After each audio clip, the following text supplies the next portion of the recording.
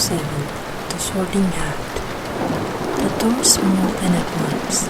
A tall black-haired witch in emerald green robes stood there. She had a very stern face, and Harry's first thought was that this was not someone to cross. "The first years, Professor McGonagall," said Hagrid. "Thank you, Hagrid. I will take them from here." She pulled the door wide. The entrance hall was so big you could have fit the whole of the Dursleys' house in it. The stone walls were lit with flaming torches like the ones on Gringotts. The ceiling was too high to make out, and a magnificent marble staircase facing them led to the upper floors. They followed Professor McGonagall across the flat stone floor.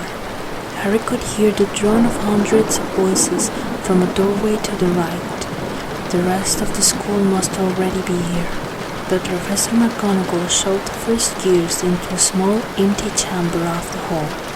They crowded in, standing rather closer together than they would usually have done, peering about nervously. "Welcome to Hogwarts," said Professor McGonagall. "The start of term banquet will begin shortly, but before you take your seats in the Great Hall, you will be sorted into your houses.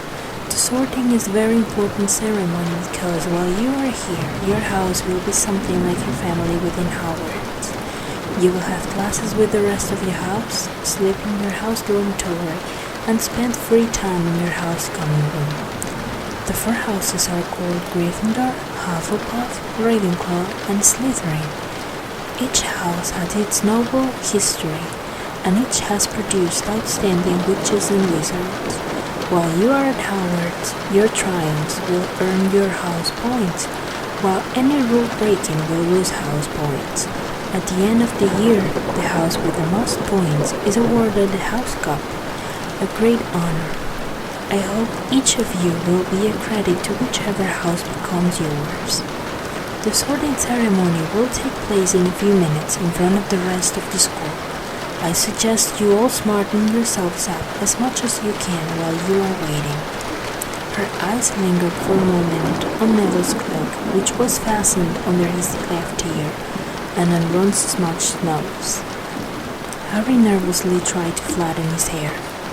"I shall return when we are ready for you," said Professor McGonagall. "Please wait quietly."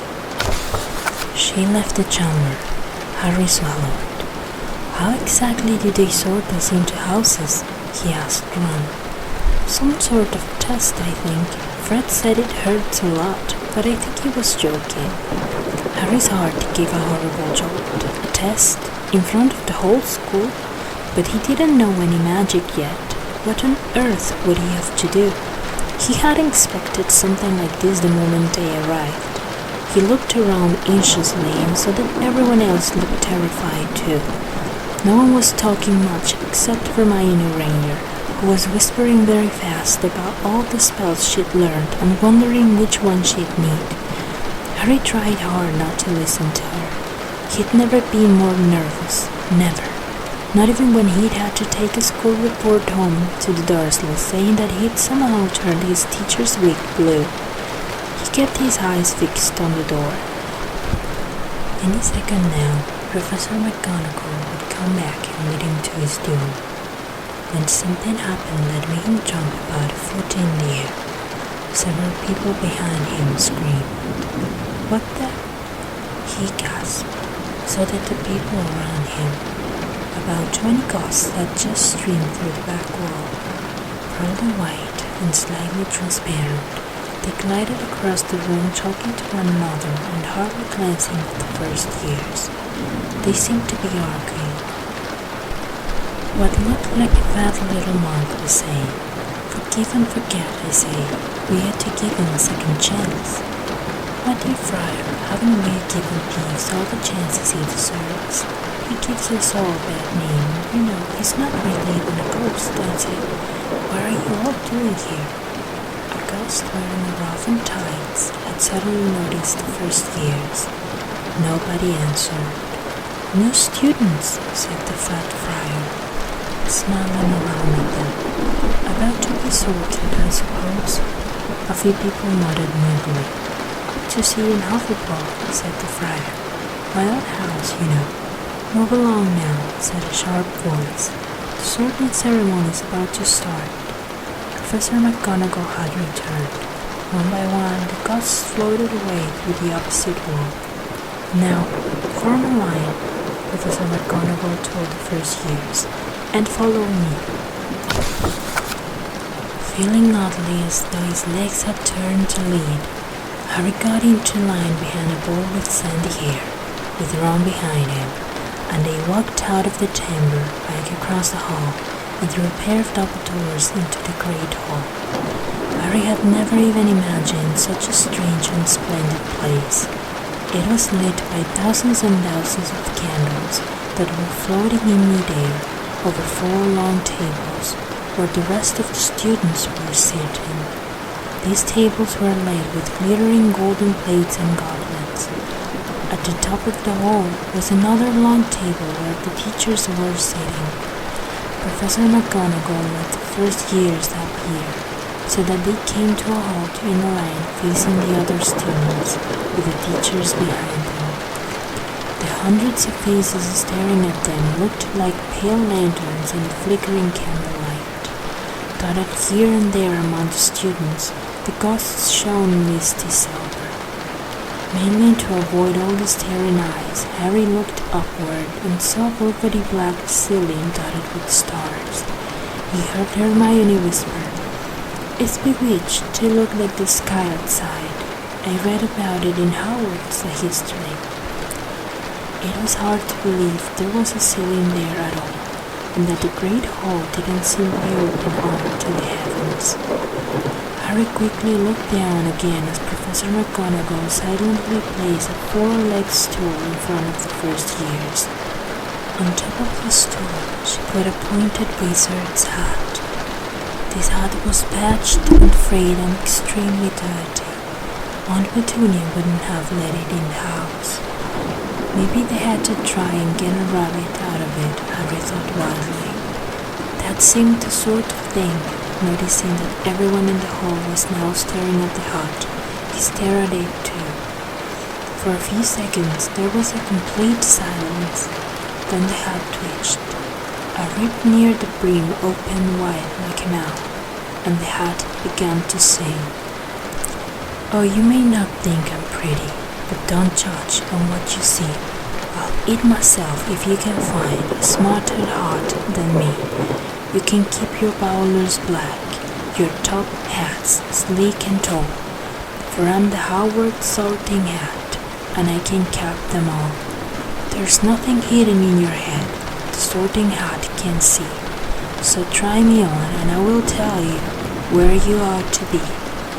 You might belong in Gryffindor, where dwell the brave at heart. Their daring nerve and chivalry set Gryffindors apart. You might belong in Hufflepuff, where they are just and loyal. Those patient Hufflepuffs are true and unafraid of toil. Or yet in wise old Ravenclaw, if you've a ready mind, where those of wit and learning will always find their kind. Or perhaps in Slytherin you'll make your real friends, whose cunning folk use any means to achieve their ends. So put me on, don't be afraid, and don't get in a flap. You're in safe hands, though I have known, for I'm a thinking cap. The whole hall burst into applause as the hat finished its song. It bowed to each of the 4 tables and then became quiet still again. "So we've just got to try on the hat," Ron whispered to Harry.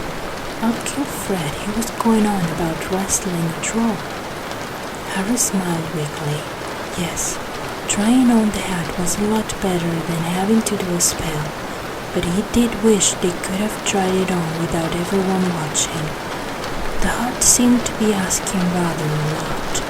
Harry didn't feel brave or quick-witted or any of it at the moment. If only the hat had mentioned a house for people who felt a bit queasy, that would have been the one for him. Professor McGonagall now stepped forward, holding a long roll of parchment.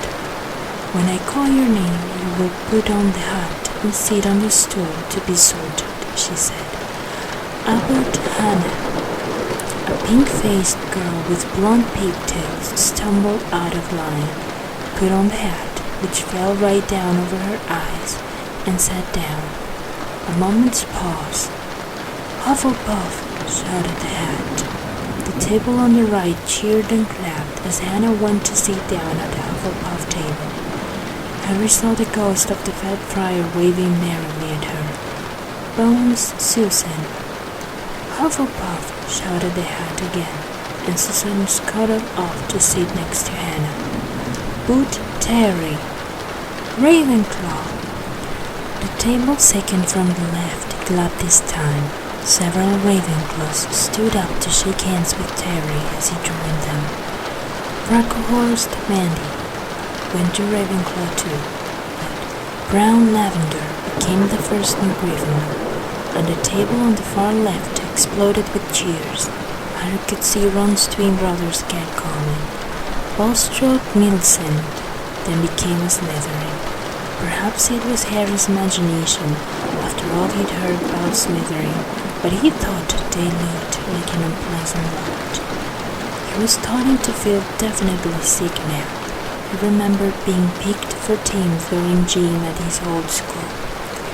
He had always been last to be chosen, not because he was no good, but because no one wanted Dudley to think they liked him.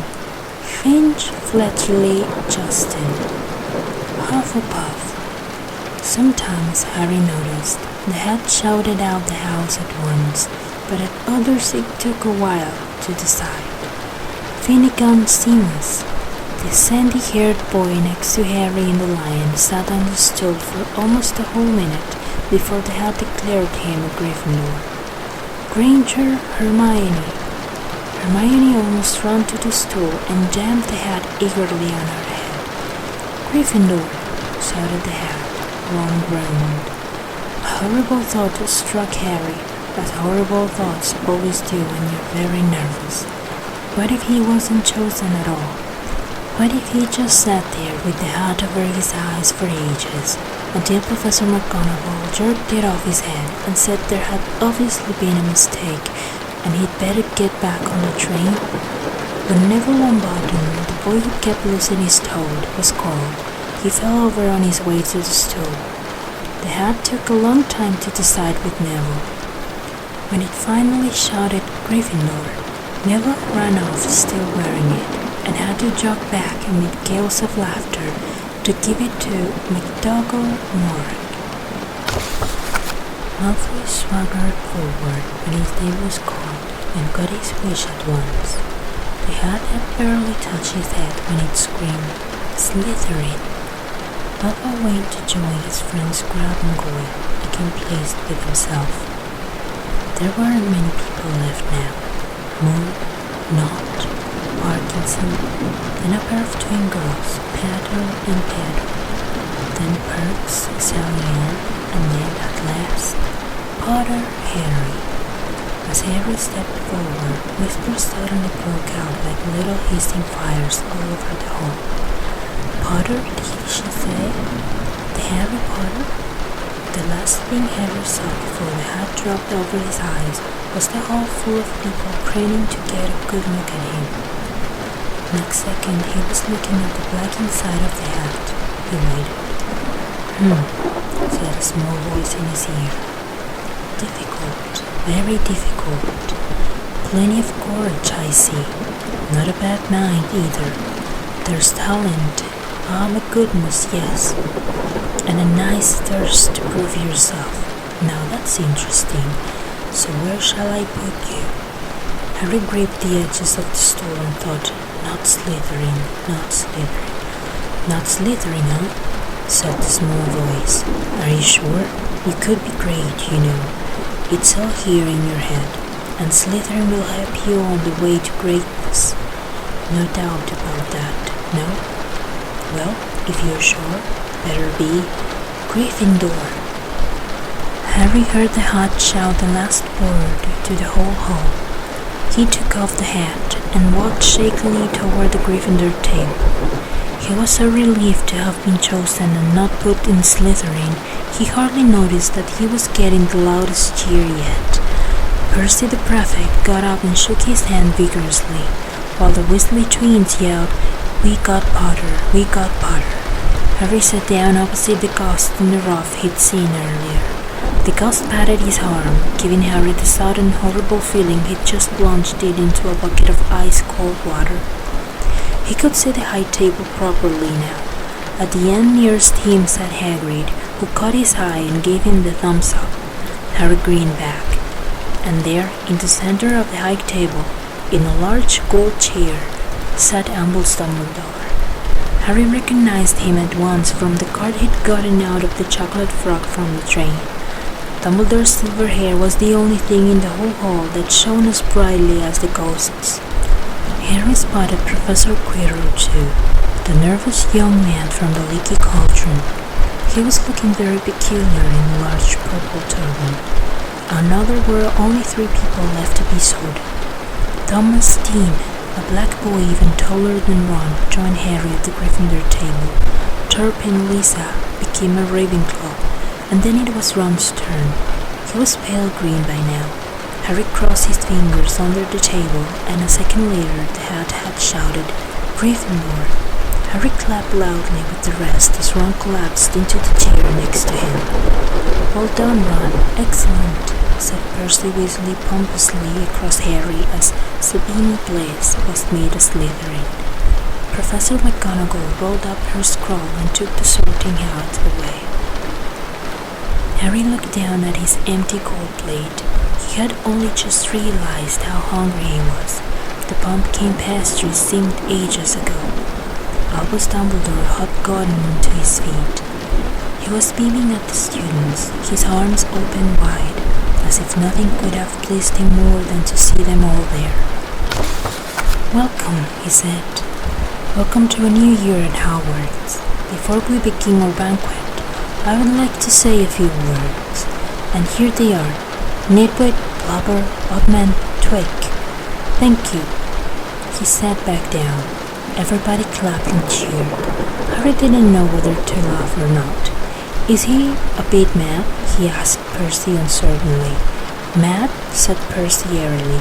"He's a genius, best wizard in the world. But he's a bit mad, yes. Potatoes, Harry?" Harry's mouth fell open. The dishes in front of him were now piled with food. He had never seen so many things he liked to eat on one table. Roast beef, roast chicken, pork chops and lamb chops, sausages, bacon and steak, boiled potatoes, roast potatoes, fries, Yorkshire pudding, peas, carrots, gravy, ketchup, and for some strange reason, peppermint hummus.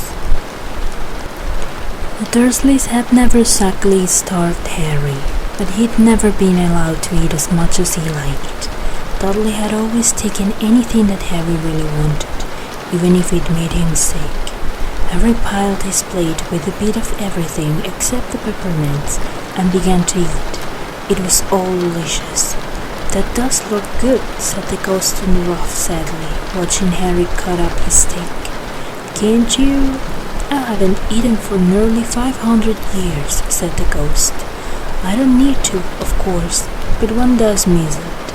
I don't think I've introduced myself. Sir Nicholas de Mimsy Porpington at your service, resident ghost of Gryffindor Tower." "I know who you are," said Ron suddenly. "My brothers told me about you. You're nearly headless Nick." "I would prefer you to call me Sir Nicholas de Mimsy," the ghost began stiffly. But sandy-haired Seamus Finnegan interrupted. "Nearly headless? How can you be nearly headless?" Sir Nicholas looked extremely miffed, as if their little chat wasn't going at all the way he wanted. "Like this," he said irritably. He seized his left ear and pulled. His whole head swung off his neck and fell onto his shoulder as if it was on a hinge. Someone had obviously tried to behead him, but not done it properly. Looking pleased at the stunned looks on their faces, nearly headless Nick flipped his head back onto his neck, coughed, and said, "So, new Gryffindors, I hope you're going to help us win the house championship this year. Gryffindors have never gone so long without winning. Slytherins have caught the cup 6 years in a row. The bloody Baron's becoming almost unbearable. He's the Slytherin ghost. Harry looked over at the Slytherin table and saw a horrible ghost sitting there, with blank staring eyes, a gaunt face, and walls stained with the silver blood. He was right next to Malfoy, who, Harry was pleased to see, didn't look too pleased with the seating arrangements. "How did he get covered in blood?"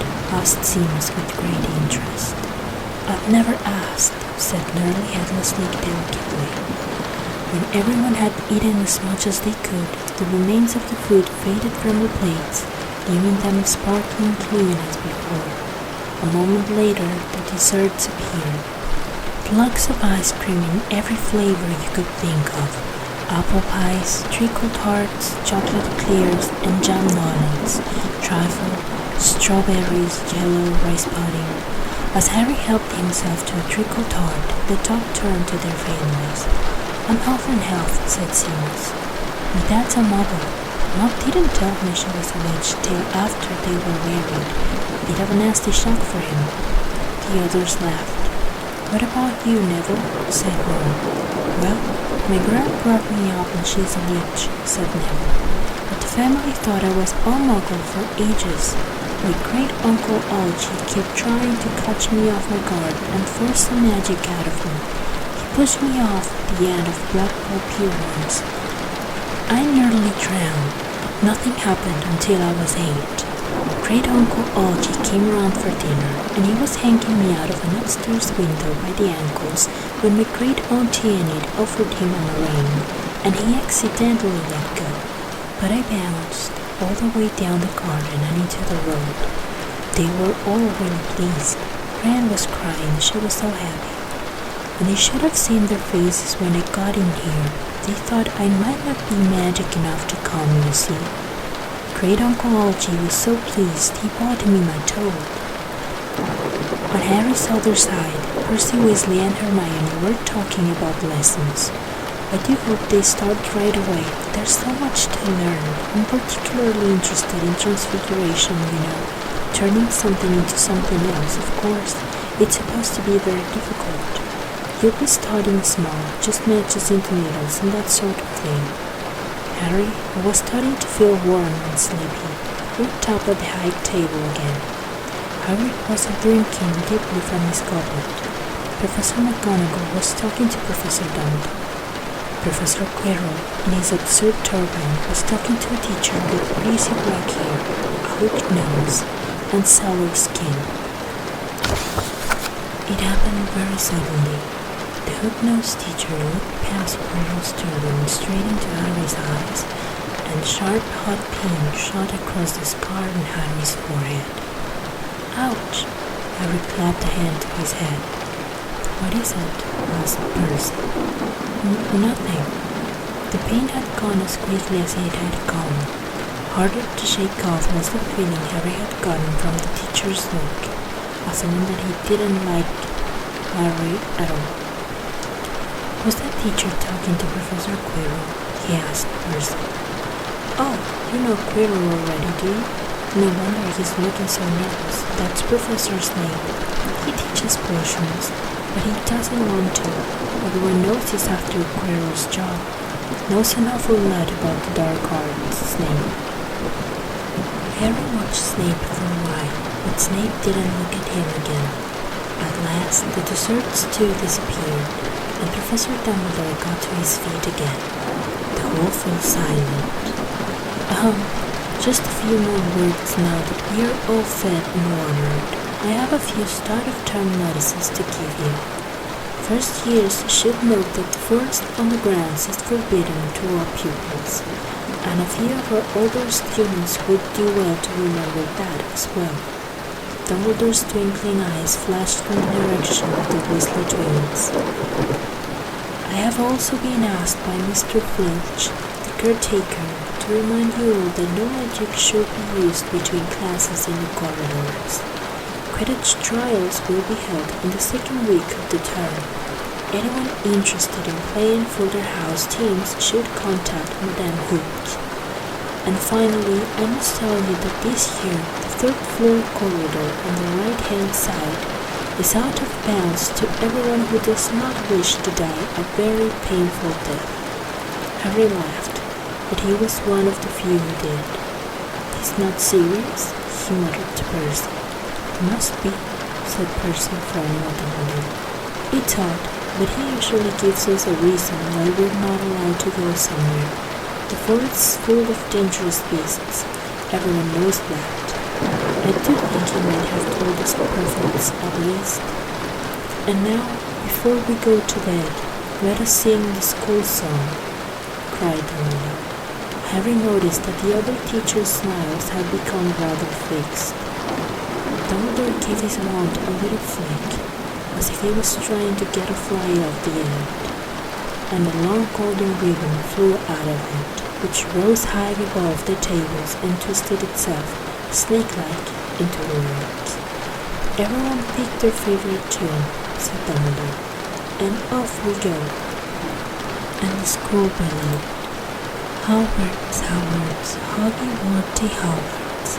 Teach us something, please, whether we be old and bald, or young with scabby knees.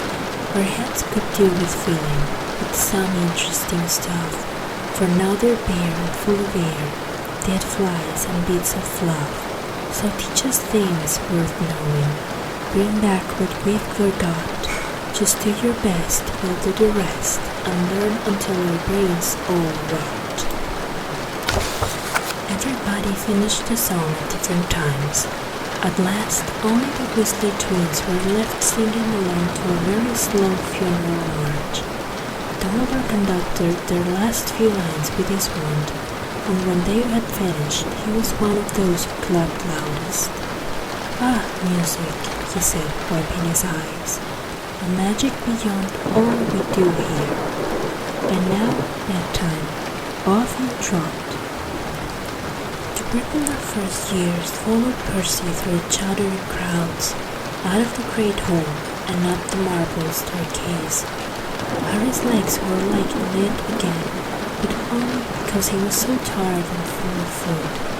He was too sleepy even to be surprised at the people in portraits along the corridors whispered and pointed as they passed, or that twice Percy led them through doorways hidden behind sliding panels and hanging tapestries. They climbed more staircases, yawning and dragging their feet, and Harry was just wondering how much farther they had to go when they came to a sudden halt. A bundle of walking sticks was floating in midair ahead of them, and as Percy took a step toward them, they started throwing themselves at him.